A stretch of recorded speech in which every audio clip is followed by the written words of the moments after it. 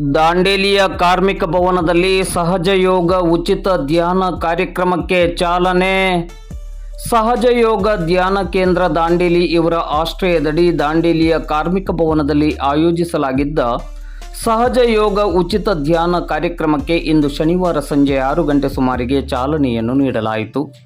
ಕಾರ್ಯಕ್ರಮವನ್ನು ಉದ್ದೇಶಿಸಿ ಮಾತನಾಡಿದ ರಾಜು ಮಂಗಳವೇಡೆ ಅವರು, ಸಹಜ ಯೋಗವು 1970ರಲ್ಲಿ ಶ್ರೀ ಮಾತಾಜಿ ನಿರ್ಮಲಾದೇವಿ ಅವರಿಂದ ಸ್ಥಾಪಿಸಲ್ಪಟ್ಟ ಒಂದು ವಿಶಿಷ್ಟ ಧ್ಯಾನ ಪದ್ಧತಿಯಾಗಿದ್ದು, ಇದು ಸುಪ್ತ ಕುಂಡಲಿನಿ ಶಕ್ತಿಯನ್ನು ಜಾಗೃತಗೊಳಿಸುವ ಮೂಲಕ ಆಲೋಚನೆಯಿಲ್ಲದ ಅರಿವು ಮತ್ತು ಆತ್ಮ ಸಾಕ್ಷಾತ್ಕಾರವನ್ನು ಸಾಧಿಸಲು ಸಹಾಯ ಮಾಡುತ್ತದೆ.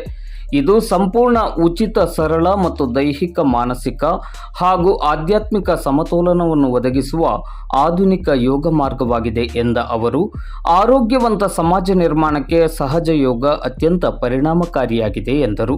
ಈ ಸಂದರ್ಭದಲ್ಲಿ ದಾಂಡೇಲಿಯ ಸಹಜ ಯೋಗ ಉಚಿತ ಧ್ಯಾನ ಕೇಂದ್ರದ ಸಂಯೋಜಕರಾದ ರಾಘವೇಂದ್ರ ಆಚಾರಿ ಹಾಗೂ ಕೇಂದ್ರದ ಸದಸ್ಯರುಗಳಾದ ಆನಂದ್ ಚೌಗುಳ, ಶರಣಪ್ಪ ಶಿರಬಡಗಿ, ಹುಬ್ಬಳ್ಳಿ ಸಹಜ ಯೋಗ ಕೇಂದ್ರದ ರವಿ ನಾಯ್ಕ್, ಪಂಚಾಕ್ಷರಿ ಮಠದ್, ಬೆಂಗಳೂರಿನ ಸಹಜ ಯೋಗ ಕೇಂದ್ರದ ಹನುಮ ರಾಯುಡು, ಕೃಷ್ಣ, ರಾಧಾಕೃಷ್ಣ ಮೊದಲಾದವರು ಉಪಸ್ಥಿತರಿದ್ದರು.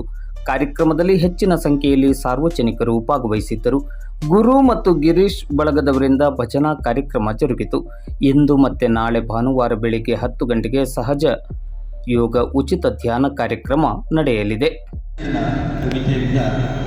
ಇದೊಂದು ವಿಶ್ವವ್ಯಾಪಕವಾದಂತಹ ನಮ್ಮ ಆತ್ಮದ ಕುರಿತಾಗಿ ನೀವು ಹೇಳುವಂಥದ್ದು, ಓ ನನ್ನ ಚೇತನ ಹಾಗೂ ನೀ ಅನಿಕೇತನ. ಅಂದರೆ ವಿಶ್ವವ್ಯಾಪಕನಾಗು, ಒಂದು ಮನೆಗೆ ಸೀಮಿತನಾಗಬೇಡ, ಒಂದು ದೇಹಕ್ಕೆ ಸೀಮಿತನಾಗಬೇಡ, ನೀ ವಿಶ್ವವ್ಯಾಪಕನಾಗು ಅನ್ನುವಂಥ. ಬಹಳಷ್ಟು ಜನ ವೈರಾಗಿಗಳಾಗಬೇಕಾಗ್ತದೆ, ಕಾಡಿಗೆ ಹೋಗಿ ತಪಸ್ಸು ಮಾಡಬೇಕಾಗ್ತದೆ. ಸರಿಯಾದ ಗುರುಗಳು ಅವರಿಗೆ ಸಿಕ್ಕರೆ ಅವರಿಗೆ ಆತ್ಮ ಸಾಕ್ಷಾತ್ಕಾರ ಸಿಗುತ್ತದೆ. ಇಲ್ಲಾಂದರೆ ಅದು ಗುರುಗಳು ಮೊದಲು ಶಿಷ್ಯನ ತಪಾಸಣೆ ಮಾಡ್ತಾರೆ, ಅವರು ನಿಜವಾಗ್ಲಿ ಯೋಗ್ಯ ಅಥವಾ ಯೋಗ್ಯರಾಗಿದ್ದಾರ. ನಾನಾ ಪರೀಕ್ಷೆಗಳನ್ನ ಮಾಡ್ತಾ ಹೋಗ್ತಾರೆ. ಆ ಶಿಷ್ಯ ಎಲ್ಲ ಪರೀಕ್ಷೆಗಳಲ್ಲಿ ಪಾಸ್ ಆಗಬೇಕು. ಅವನು ಗುರುಗಳಿಗೆ ಮೆಚ್ಚುಗೆ ಪಾತ್ರನಾಗಬೇಕು. ಆಗ ಅವರಿಗೆ ಶಿಷ್ಯನಿಗೆ ಆತ್ಮ ಸಾಕ್ಷಾತ್ಕಾರ ಕೊಡಬೇಕು ಅನ್ನುವ ಗುರುಗೆ ಒಂದು ಸ್ಫೂರ್ತಿ ಬರ್ತದೆ. ಅವನು ಪದೇ ಪದೇ ಗುಣಗಳನ್ನು ಚೆಕ್ ಮಾಡ್ತಾನೆ. ಅವ್ರ ಗುಣಗಳು ಪರಮಾತ್ಮಕ್ಕೆ ಸಿಗುವಂಥ ಒಂದು ಗುಣಗಳಾಗಿದ್ದಾವ ಇಲ್ಲ ಅಥವಾ ಮೆಚ್ಚುವಂಥ ಗುಣಗಳಾಗಿದ್ದಾವ ಇಲ್ಲ ಅಂತ ಪದೇ ಪದೇ ಚೆಕ್ ಮಾಡಿ ಅವರನ್ನು ಪರೀಕ್ಷೆಗೆ ಒಡ್ಡಿ ಆಮೇಲೆ ಅವರಿಗೆ ಸಾಕ್ಷಾತ್ಕಾರ ಸಿಗುತ್ತದೆ. ಆಗ ನಳಮಹಾರಾಜರು, ಆಯಿತು, ಭೂಮಿ ಮೇಲೆ ಸಾಕಷ್ಟು ಜನ ಸತ್ಯವನ್ನು ಶೋಧಿಸ್ತಾ ಇದ್ದಾರೆ, ಪರಮಾತ್ಮ ಶಕ್ತಿ ಜೊತೆಗೆ ಪರಿಚಯ ಆಗಬೇಕಂತ ಬಹಳಷ್ಟು ತಪಸ್ಸು ಮಾಡ್ತಾ ಇದ್ದಾರೆ. ಅಟ್ಲೀಸ್ಟ್ ಆ ಸತ್ಯದರಿಗೆ ಆ ಪರಮಾತ್ಮ ಶಕ್ತಿ ಸಿಗಲಿ ಅನ್ನುವ ಒಂದು ಕರುಣೆಯಿಂದ ನಳ ಮಹಾರಾಜರು ಒಪ್ಪಿಗೆ ಕೊಡ್ತಾರೆ.